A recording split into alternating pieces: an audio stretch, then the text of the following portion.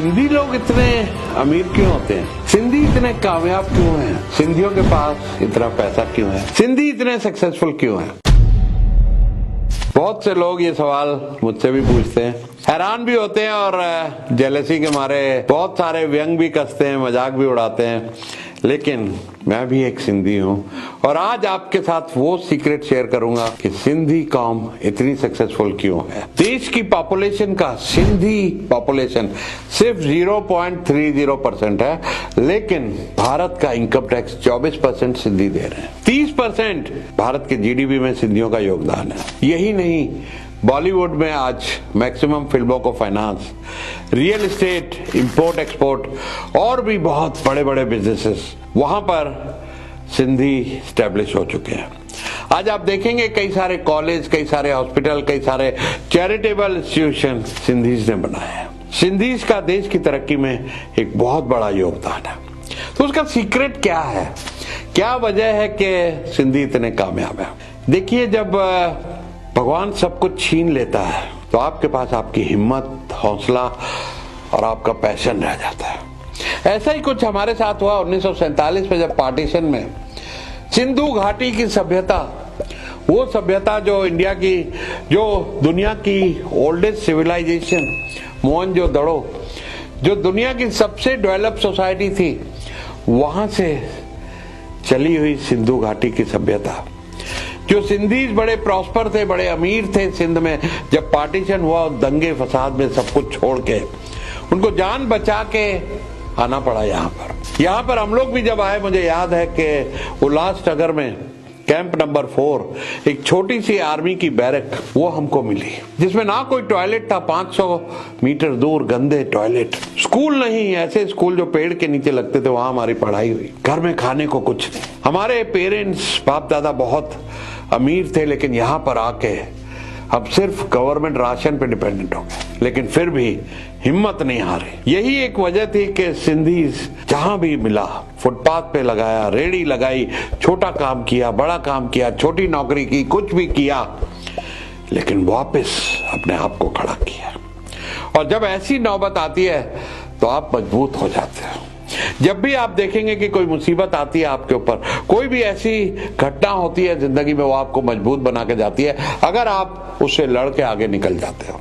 तो ऐसा ही सिंधियों ने किया, इस पार्टीशन की मुसीबत से लड़े और अपने आप को धीरे धीरे करके स्टैब्लिश किया देश के कोने कोने में, क्योंकि अब तो अपना कोई जगह थी नहीं, हमारा कोई राज्य नहीं था, तो हमारे लिए पूरा देश एक ओपन प्लेटफॉर्म था।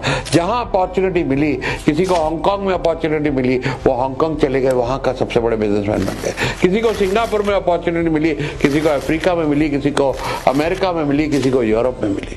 दुनिया के कोने कोने में सिंधी चले गए, जहां भी उनको अपॉर्चुनिटी मिली उन्होंने बिजनेस को बढ़ाया। और एक और बढ़िया बात सिंधियों की है कि ये किसी भी तरह के झगड़े फसाद आप देखेंगे कि कभी भी ये कोई भी दंगा फसाद में नहीं पड़ते हैं।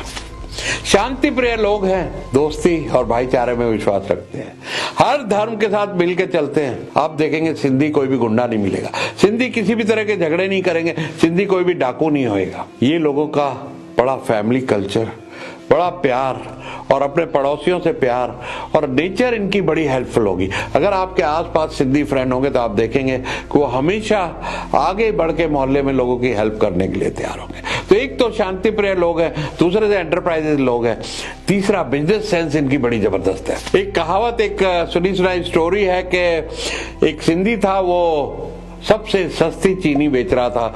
लोगों ने कहा कि तुम सबसे सस्ती चीनी कैसे बेच रहे हो? वो कहता है कि मैं जितनी भी चीनी खरीदता हूँ उसको कॉस्ट टू कॉस्ट बेच देता हूँ, बोरी बेच के कमा लेता हूँ।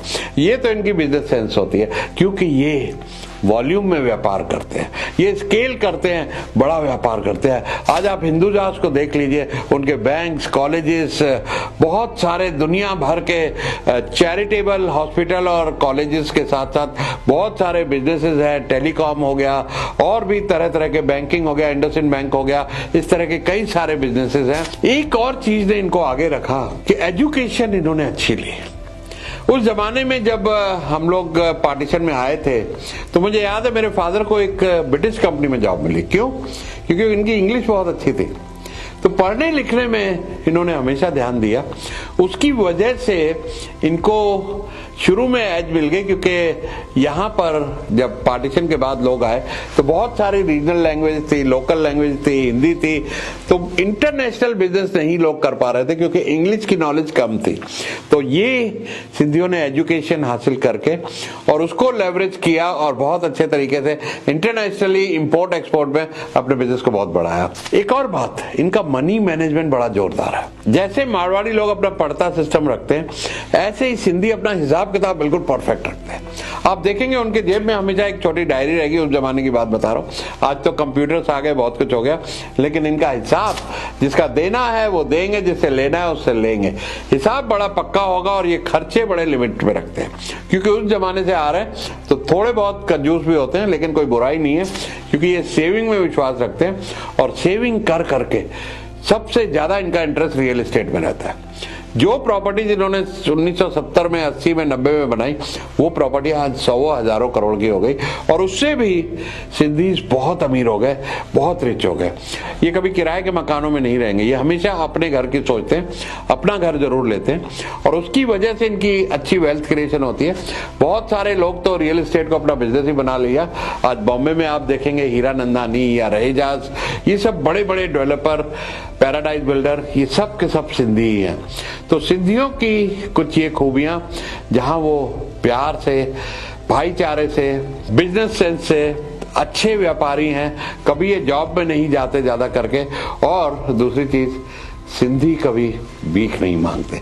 आप किसी भिखारी को सिंधी नहीं देखेंगे। तो दोस्तों, जो मेरे सिंधी भाई इस वीडियो को देख रहे हैं, ज्यादा से ज्यादा लोगों के साथ शेयर करें, क्योंकि सिंधी एक अपने कल्चर को, सिंधी भाई भाई आपस में एक कम्युनिटी में बहुत एक दूसरे की हेल्प करते हैं, बहुत कुछ एक दूसरे को सहारा देते हैं, आगे बढ़ाते हैं और बहुत सारे समाज में भी contribution, colleges, hospital, charitable institute आज बहुत सारे सिंधीज पूरे देश में चला रहे हैं। तो अच्छा लगा वीडियो तो शेयर करें अपने सिंधी दोस्तों के साथ और सब्सक्राइब करें चैनल को, बेल आइकॉन जरूर दबाइएगा। Thank you.